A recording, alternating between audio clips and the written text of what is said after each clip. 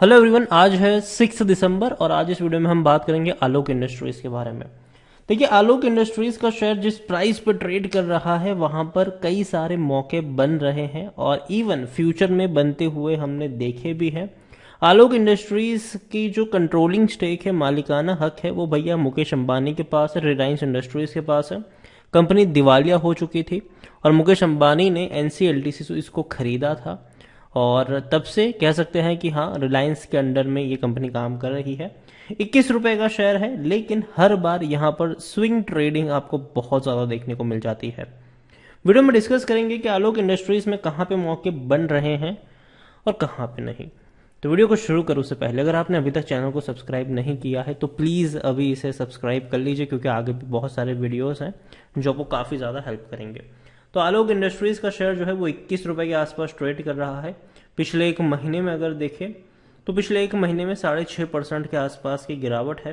23 रुपए का शेयर था, टूट के वापस 21 के करीब ही आया था, वापस तेजी पकड़ ली, वापस अब वहीं पर आ चुका, लेकिन अब सपोर्ट बनाने की कोशिश कर रहा है। पिछले 2-3 दिनों से आलोक इंडस्ट्रीज का शेयर इस लेवल के आसपास एक सपोर्ट बनाने की कोशिश जरूर कर रहा है।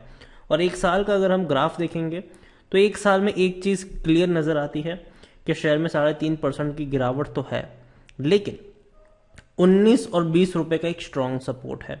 और जैसे ही शेयर वहां पर आता है एक तेजी देखने को मिलती है, वापस टूटता है, वापस अच्छी खासी रिकवरी आती है, वापस टूटता है, वापस तेजी आती है।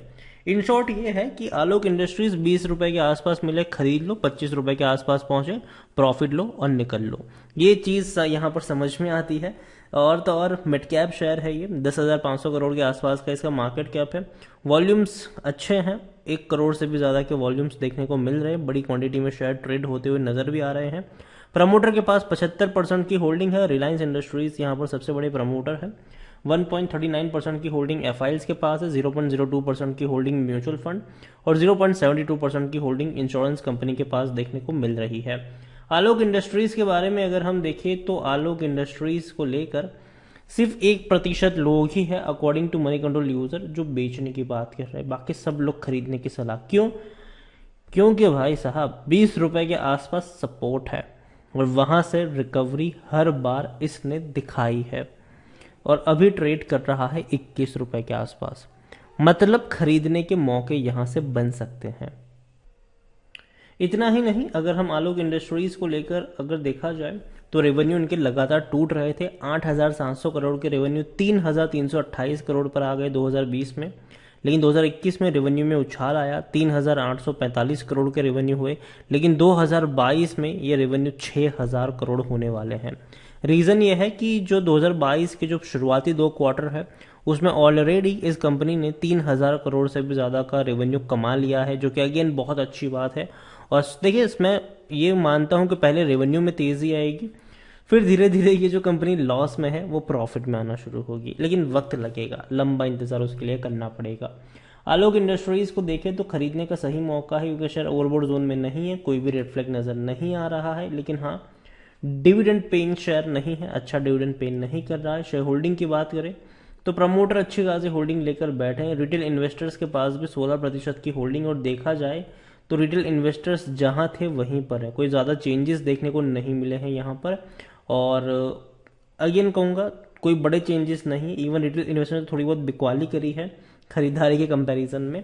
देखिए, तो आलोक इंडस्ट्रीज में यही कहूँगा कि देखो, एक अच्छी कंपनी तो नहीं कहूँगा मैं इसको, क्योंकि कंपनी अभी भी लॉस मेकिंग है, लेकिन धीरे धीरे चेंजेस हो रहे हैं, धीरे धीरे कंपनी पॉजिटिव में आ रही है, धीरे धीरे रेवेन्यू इनके बढ़ना शुरू हो रहे हैं और धीरे धीरे उसके बाद प्रॉफिट भी आपको बढ़ते हुए नजर आ सकते हैं।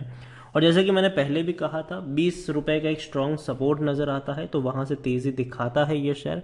इवन 3 साल का भी अगर आप ग्राफ एक बार देख लेते हैं तो 3 साल में भी 450% का ग्रोथ है। पेनी स्टॉक हुआ करता था ये, और उसके बाद कोरोना काल में जब इन्होंने पीपी किट बनाना शुरू किया था तब काफी बढ़िया तेजी यहां पर आई थी, शेयर 60 रुपए तक चला गया, इतनी बड़ी रफ्तार थी, लेकिन टूट के वापस बिखरा। और लंबे अरसे से अगर हम देखें तो 19 और 20 रुपए का एक स्ट्रॉन्ग सपोर्ट है, वहां से शेयर ने हमेशा हमेशा रिकवरी दिखाई है और उम्मीद करते हैं कि आगे भी ये रिकवरी दिखाएगा। और स्विंग ट्रेडिंग का अच्छा मौका भी यहाँ पर हर बार देखने को मिलता है, नीचे से बाइंग आती है, ऊपर से प्रॉफिट बुकिंग आ जाती है और शेयर लंबे समय से इसी रेंज के आसपास घूम रहा है। तो आलोक इंडस्ट्रीज, अब पहली चीज़ तो ये कि भैया पैसों की किल्लत नहीं है इनके पास और अच्छा खासा पैसा है, बैंक बैलेंस है यहाँ पर। कंपनी धीरे धीरे जो इनके रेवेन्यू है वो डबल हो चुके हैं, होने वाले हैं, जो कि अगेन एक बहुत अच्छी बात है। तो नज़र रखिए इस कंपनी के ऊपर। आलोक इंडस्ट्रीज 20 रुपये के आसपास शेयर ट्रेड कराए, खरीदने के मौके 20 रुपये के आसपास बन सकते हैं, तो उस लेवल पर नज़र रखिए। एक और कंपनी है जिसका मालिकाना जो हक है वो भी मुकेश अंबानी के पास ही है और वो भी कंपनी का शेयर 20 रुपये के आसपास ट्रेड कर रहा है, और वो है हाथवे। 20 रुपए का शेयर है, और हाथवे का भी अगर आप चार्ट पैटर्न देखोगे तो एक चीज़ समझ में आती है कि 20 रुपए का एक स्ट्रांग सपोर्ट हाथवे का भी देखने को मिला है। हर बार ये भी यहाँ से बाउंस बैक किया है, 20 तो नहीं लेकिन हाँ कह सकते हैं कि 18 और 19 रुपए का एक अच्छा सपोर्ट यहाँ पर इसका भी देखने को मिला है, और हर बार यहाँ भी आपको तेज़ी देखने को मिली है। इसका भी बिजनेस खत्म होने वाला बिजनेस नहीं है, यहाँ पर भी आप चाहे तो एक रिस्क ले सकते हैं। अगेन मैं कह रहा हूँ रिस्क से मतलब यही मैं कहूँगा 20 रुपए के आसपास खरीदारी, 25 रुपए के आसपास बिकवाली।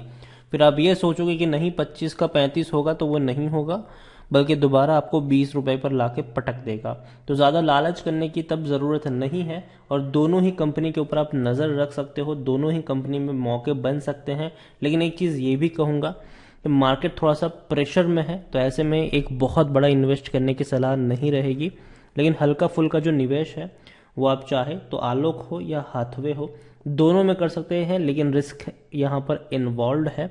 दोनों ही रिस्की शेयर्स है, तो चीज़ों को याद रखिए और उसके बाद ही अपना पैसा यहाँ पर लगाइए। और तो और बहुत सारे चेंजेस आपको देखने को मिल सकते हैं। अभी भैया बजट को लेकर भी अनाउंसमेंट होनी बाकी है, पार्लियामेंट में डिस्कशन होना बाकी है, बहुत सारी नई अपडेट आ सकती है। आरबीआई की भी भैया अपडेट वेडनेसडे तक आनी है कि इंटरेस्ट रेट किस तरीके से होंगे, क्या होंगे। क्रिप्टो पर भी सरकार कहीं ना कहीं बहुत सारे विचार कर रही है, उसका भी क्या होगा ये कहना मुश्किल है। तो देखिए मार्केट में अभी बहुत सारी चीज़ें चल रही है। ओमिक्रॉन वायरस जो है भैया, जो कोरोना का नया वेरिएंट है ओमिक्रॉन, वो भी कहीं ना कहीं पैनिक करा, पूरे मार्केट को डरा रहा है। तो चीज़ें अभी उतनी बेहतर नहीं है, लेकिन एक चीज़ ये कहूँगा कि मार्केट जितना टूटेगा उससे ज़्यादा बाउंस बैक करेगा। कोरोना काल में हमारे पास जीता जाता एग्जाम्पल है कि जितना टूटा था उससे कई गुना ज़्यादा बाउंस बैक हुआ है मार्केट में, और ये होता रहेगा। तो मार्केट में जब भी गिरावट आए खरीदारी के मौके होंगे, और उस मौके में उस गिरावट में अच्छे शेयर्स को चुनना और सस्ते शेयर्स को चुनना ज़रूरी है। तो वीडियो को यहीं पे एंड करूंगा। पसंद आया हो तो लाइक करो, शेयर करो, चैनल पर अगर आप पहली बार आए तो प्लीज़ सब्सक्राइब करें। और आलोक इंडस्ट्रीज़ के बारे में आप क्या सोचते हैं वो भी आप मुझे कमेंट में लिखकर बता सकते हैं। Thank you.